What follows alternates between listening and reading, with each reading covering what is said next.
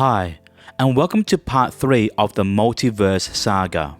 Now in this video we will start off with Loki Season 2 and finishing with Avengers Secret Wars as we come to the conclusion of the Multiverse Saga.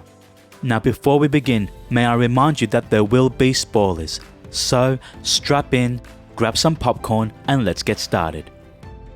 First, we're going to watch Loki Season 2. Now this show picks up immediately after Season 1, but because the show takes place outside of time, you can watch this a little bit later. Now this show expands upon the end credits scene that we saw in Ant-Man and the Wasp: Quantumania and also references the defeat of Kang from that same film.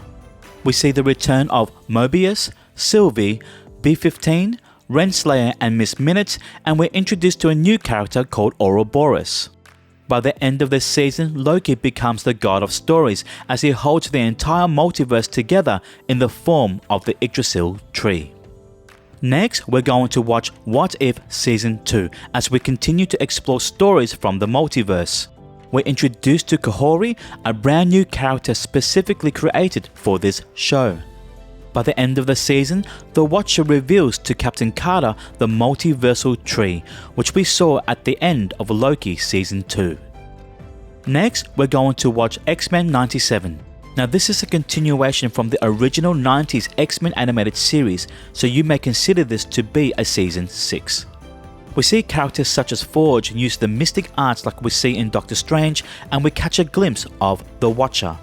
Now if you did a naughty and skipped the Marvel animated series side quest, then by watching this show will give you a better understanding of characters such as Gambit and Storm, who will pop up again very soon.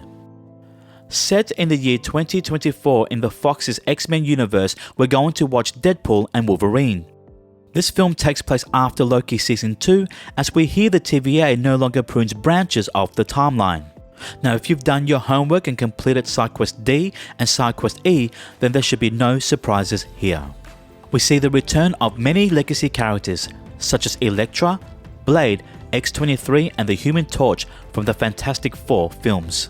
We finally get to see Channing Tatum play the character Gambit, whom you should be familiar with after watching X-Men 97. We also get a comment about the many actors who've played the Punisher, where if you've done your homework you would know that there's been 4 actors who've played that character. Not only are we introduced to new characters such as Cassandra Nova, Lady Deadpool and Dogpool, but we see variants of characters from these legacy films, such as the Russian from the Thomas Jane Punisher film, Bullseye from Ben Affleck's Daredevil, as well as Sabretooth, Toad, Lady Deathstrike, Azazel and Juggernaut from the Fox's X-Men saga. Jumping over to another multiverse, we're going to watch Your Friendly Neighborhood Spider-Man, a reimagining of Peter Parker's Spider-Man story. We are reintroduced to Nico Minoru, whom you would have met in the Runaways show, and we catch a glimpse of the Watcher in the final episode. We're introduced to brand new characters such as Norman and Harry Osborn, as well as Amadeus Cho. Next, we're going to watch the third and final season of What If as we conclude the stories of Captain Carter and the Watcher. We're introduced to another original character called Birdie, as well as Storm, the goddess of thunder, voiced by the same actress Alison Seeley Smith, who voiced Storm in the X-Men animated series and X-Men 97. And if you listen carefully, you will hear the same X-Men theme song. Next, we're going to watch Marvel Zombies. This show takes place 5 years after the zombie episode seen in Season 1 of What If.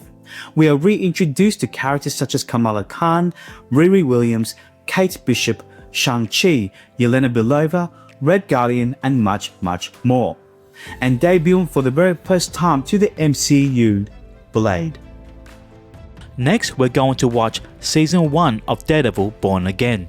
Now this show starts off in 2025 after Matt Murdock's appearance in She-Hulk Attorney at Law. It then jumps forward 1 year later to 2026 and then finally moves over to 2027 when Wilson Fisk becomes Mayor of New York on New Year's Eve. We see the return of Karen Page, Foggy Nelson, Vanessa Fisk, Benjamin Poindexter also known as Bullseye, Frank Castle's Punisher, and Jack Duquesne, whom we saw in the Hawkeye series. We are also introduced to a brand new villain known as Muse. Next, watch Wonder Man. Here, we're introduced to Simon Williams and we see the return of Trevor Slattery and DODC's Agent Cleary.